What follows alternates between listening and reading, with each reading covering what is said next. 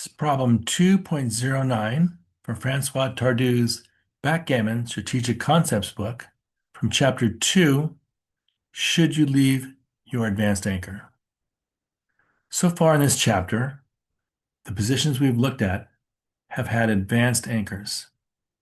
This problem has an anchor on the 23 point, which is known as a deep anchor. Deep anchors are not as strong as advanced anchors because they don't offer us the same opportunities or protections as advanced anchors do. Our opponent can still blitz or prime us, and deep anchors don't give us strong control over our opponent's outfield. Therefore, we tend to break and run from them earlier than we do from advanced anchors. We're going to come to a point in each game where we must decide whether to break our anchor or not. Although the decision on when to break an anchor is complicated, we can look at a few factors which will point us in the right direction. We can look at the race. Normally, if we're ahead in the race, we would consider running from our anchor. We should look at the threats facing us if we do break our anchor. Is the degree of damage major or is it potentially minor? If it's potentially minor damage we might suffer, then we would consider running from our anchor. And we should look at the flexibility of our position after the move. If we hurt our flexibility by staying back on the anchor, then we would consider running from our anchor instead. We must weigh these factors to make our decision.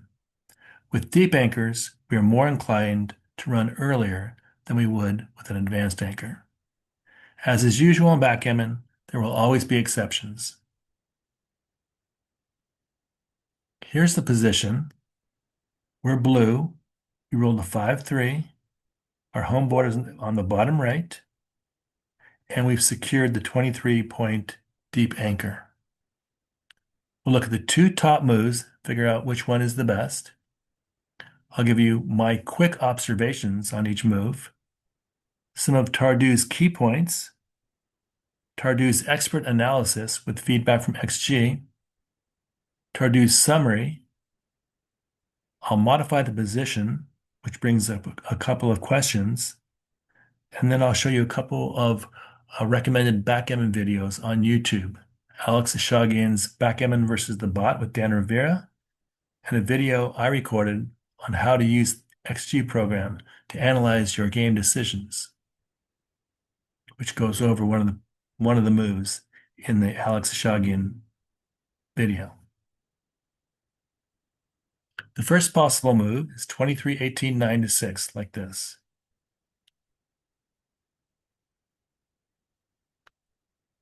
This runs when we have a stronger prime. Our prime is 4 through 8. Our opponent's got a broken prime from the 3 to the 6. This runs when we're ahead in the race. After the roll, we'll be up by 17 pips. This duplicates white's good 6s. White could hit us with a 6 here, but he'll need a 6 to escape also. So our opponent will be forced to make a decision of which to do, either hit us or escape one of his back checkers. And white's going to have a difficult time escaping these 3 checkers. This cleans up the blot on our 9 point. It does leave 2 vulnerable blots on the 23 and 18 point. And it runs when white has the stronger home board. White's got 4 points covered in his home board. We've only got 3, although our 3 points are the best 3 in our home board, 4, 5, and 6.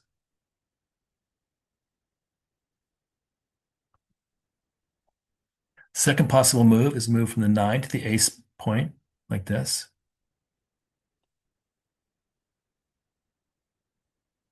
This cleans up our blot on the 9 point. We still have our anchor. White's still going to have difficulty escaping our 5 prime. White's board is probably going to get better, however. And also, this slots a point behind white's anchor, putting him out of the battle. So this blot on our 1 point is now out of the battle because he's not stuck here on the 1, past the anchor.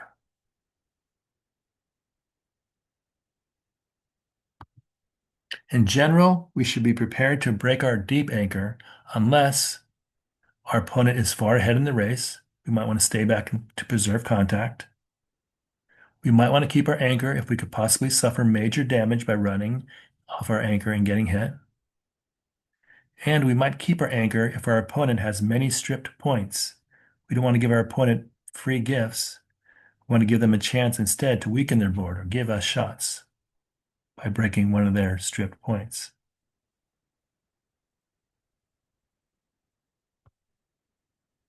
Compare the two final positions.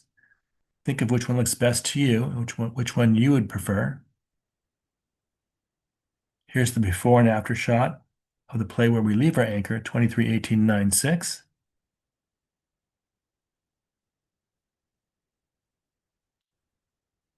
And here's the before and after shot of the play where we don't break our anchor, instead we move 9-1.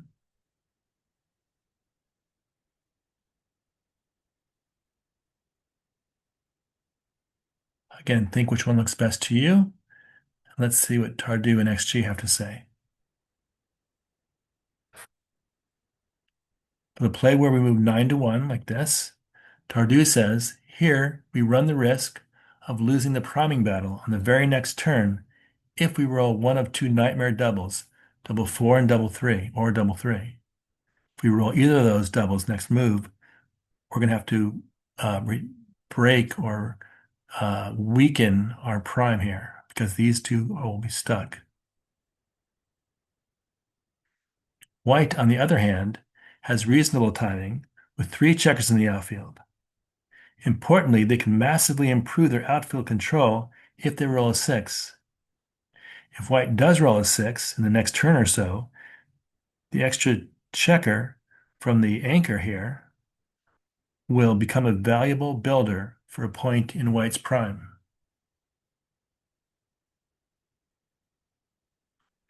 So the top play is to instead run from the anchor 23-18 and 9-6.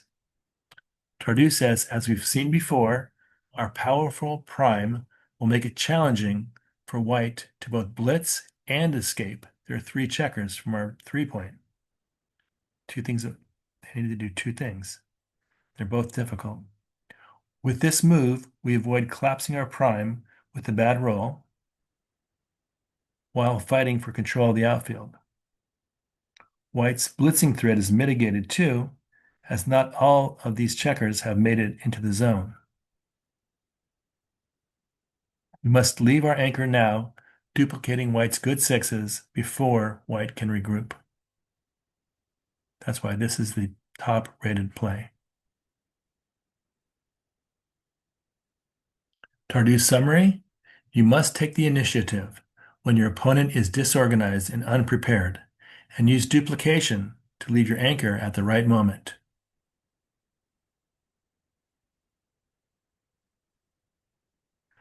If I modify the position, strengthen White's prime and home board by moving checkers from the 3-point and White's midpoint to the 21-point, let's see what happens. Now XG tells us that we should not break our anchor. I believe this tells us that White's weak prime was a critical factor in the original position.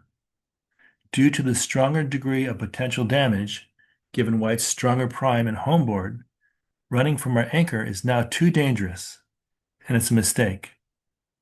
I think I'm interpreting this correctly, but I might be missing something. Let me know if you agree or not, or if you have a question or a comment. All feedback is welcome.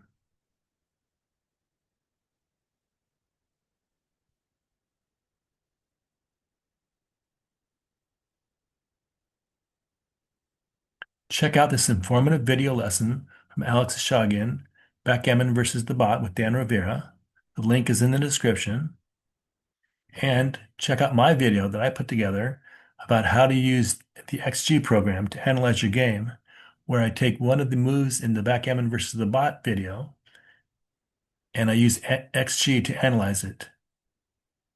The link for this video is in the description as well.